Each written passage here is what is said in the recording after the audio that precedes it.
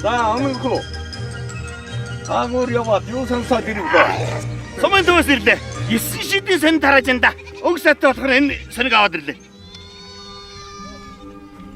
Ээлтэй Монгол, ээлтэй төр.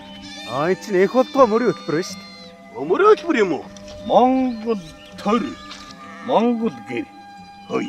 Энд чи яг гэрээ барьж байхад ямар гайчин сайхан бэлэгтэй юм бэ? Харин тийм ээ. Тоон. Хан. Онь. Багн. Үүд. Эцгүр Монгол гэрийн үндсэн 5 хэсгээр нэрлэлчихсэн хөтөлбөр байна шүү дээ. Улс гэр гэж ярьдаг чинь учиртай юм шүү. Хийгүү бодож хийсэн юм чи. Өтөндөө. За би гэр барилцснаа.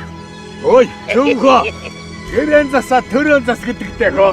Ихтэй Монгол ээлтэй төр. Егомбын инх болт.